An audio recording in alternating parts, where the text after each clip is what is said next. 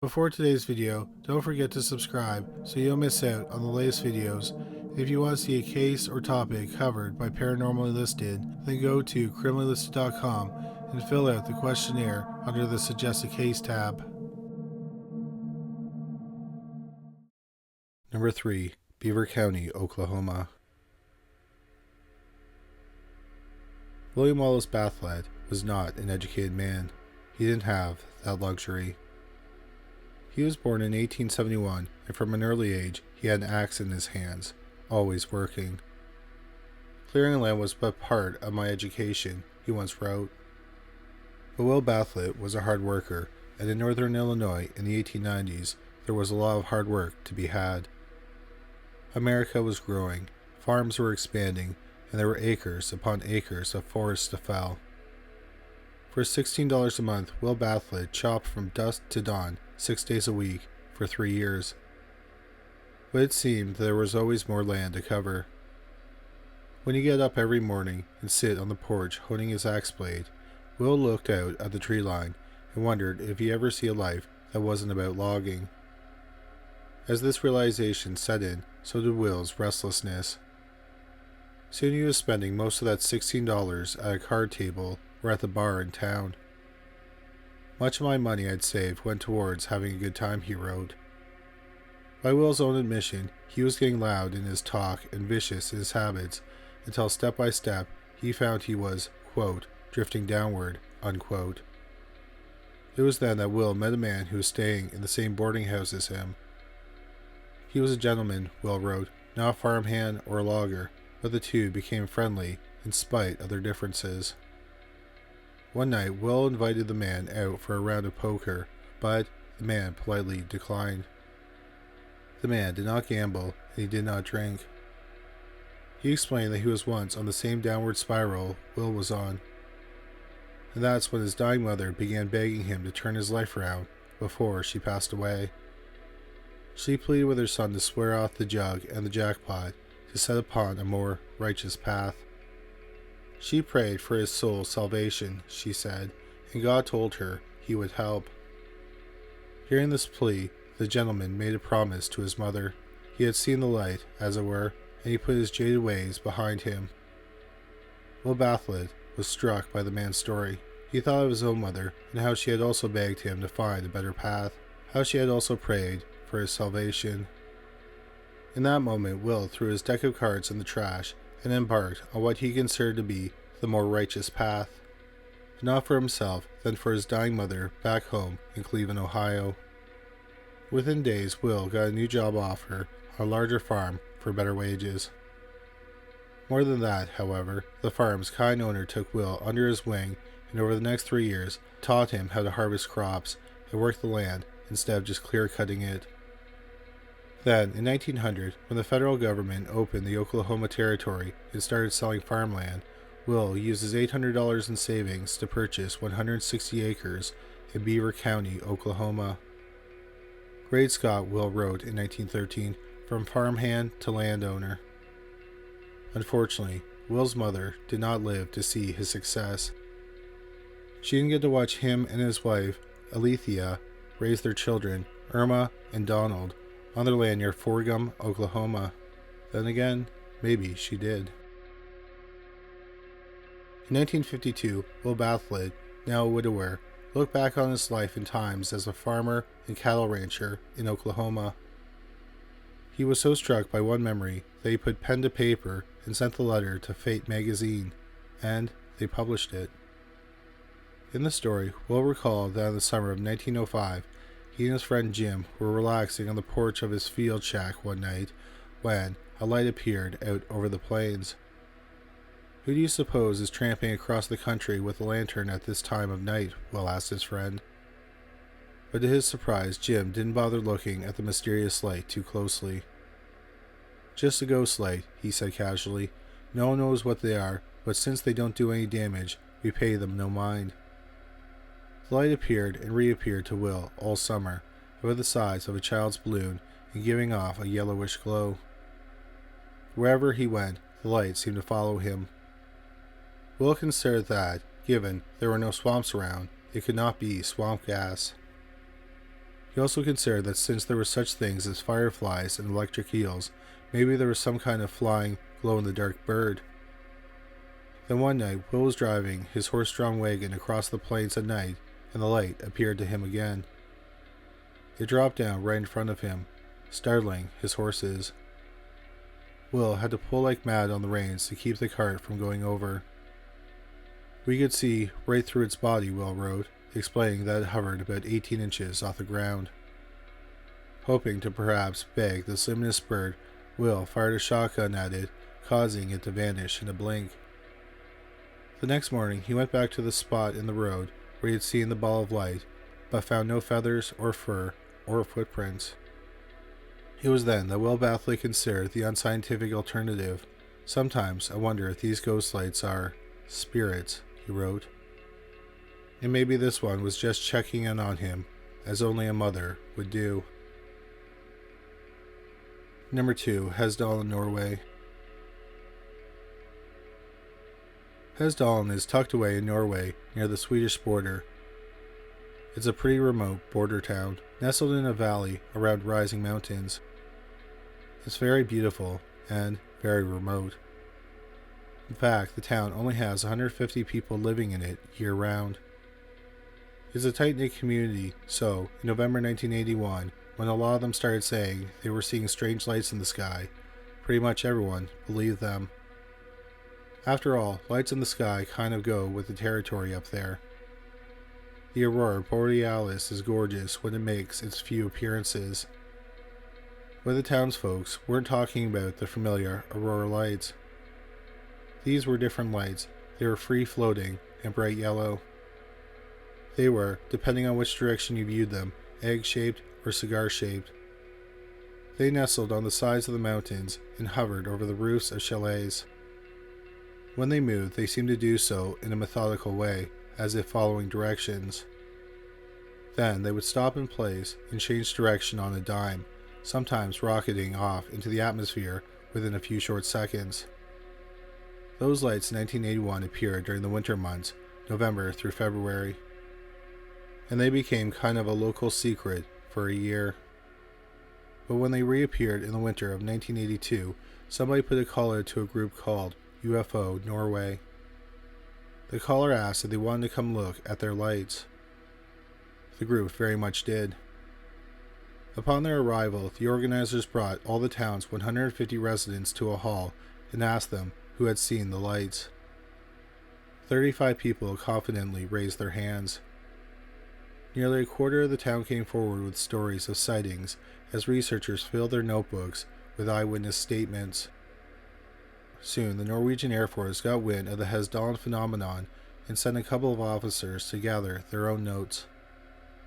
One of the officers supposedly told the UFO Norway researchers that the Air Force hadn't seen anything like this since 1944, but he refused to elaborate, and researchers couldn't find any case of sightings in the area before 1981.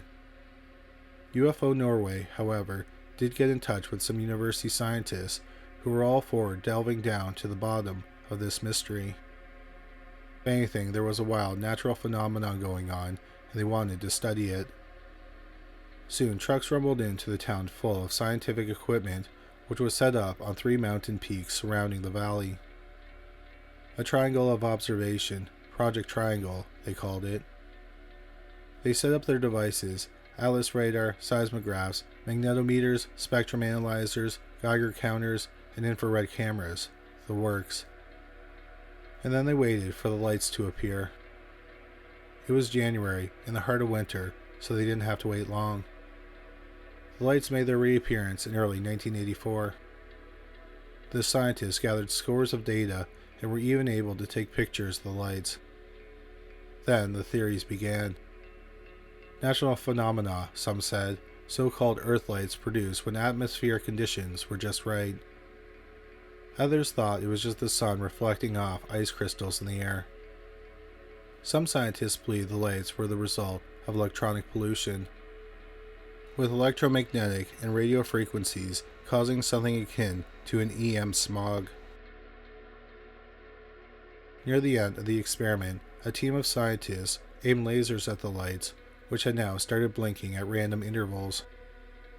When they blinked the lasers at the lights responded. They matched the scientists blink for blink over an extended period of testing. Believing perhaps they were catching their own lasers' reflections, the scientists mixed it up a little. They double flashed the lasers at the lights, then stopped, then returned to single flashes. The Hessdalen lights responded to this pattern in kind before resuming its previous flashing sequence. Said one scientist, "In all, we repeated this exercise 4 times, and every time we got the same reaction from the light." Over the course of that 1-month study from January 21st to February 26, 1984, the scientists logged a total of 188 sightings. Many of those could be readily answered for. They were stars, satellites, or passing airplanes, etc. These were considered IFOs, or Identified Flying Objects, but others were harder to explain. And today, science still has yet to offer a conclusive answer, nearly 40 years after the lights stopped appearing in Norway. As University of Oslo physicist Alvin Thrand said, looking back on the episode, "I'm sure the lights were real. It's a pity we cannot explain them." Number 1. Maco, North Carolina. Some people called him Uncle Joe or Old Joe, but no matter what folks called him, Joe Baldwin is a bit of a legend around Maco, North Carolina, and the legend is this. It's autumn, 1867. It's warm and misty, it's full dark, and it's dead calm. A freight train is chugging towards Hood Creek, which is near Maco. In the caboose is brakeman Joe Baldwin. He feels a shake and a rattle as the train rolls along. But there's a metallic clunk, the rattling stops, and the caboose starts slowing down. To his horror, Joe realizes that the end car he's riding in has uncoupled from the rest of the train, and is slowing to a stop as the train continues on, unaware. Now Joe knows there's a train following behind him a few miles back, so he lights a signal lantern and waves it frantically to signal the following train to stop. But the engineer doesn't see it in time. The second train's engine smashes into Joe's caboose, resulting in a fantastic wreck, and the end of old Joe Baldwin. Some say when they found his still lit lantern amidst the wreckage, it was sitting next to his headless corpse. For years after the derailment, scores of people came forward saying that on certain nights you could still see the yellow glow from Joe's lantern as it waved above the railroad tracks, as he perhaps searches for his missing head. It's a great ghost story, but probably not exactly true. There are no published reports of the wreck that supposedly claimed the life of Joe Baldwin at that time. There's a blurb in the Durham Globe newspaper that, quote, "The Beltline Railroad was thrown off track yesterday by running into Joe Baldwin," unquote. But that was in 1892, not 1867. Most likely, experts feel, this article was conflated with another article about a man named Charles Baldwin, whose mutilated remains were found scattered along the Naugatuck Railroad in 1886. Though that happened in New England, that story was published in a Greensboro, North Carolina newspaper. It's further believed that the story was also conflated with the story of another Charles Baldwin in 1856. In the Wilmington Daily Journal newspaper on January 4, 1856, it was reported that this Charles Baldwin was struck by a runaway train car and killed. Still, in all 3 cases of these unfortunate Baldwins, there's no mention of a lantern. Yet, while the origins of the old Joe legend may not be concrete, it doesn't mean that people haven't seen his ghostly light swinging in the night.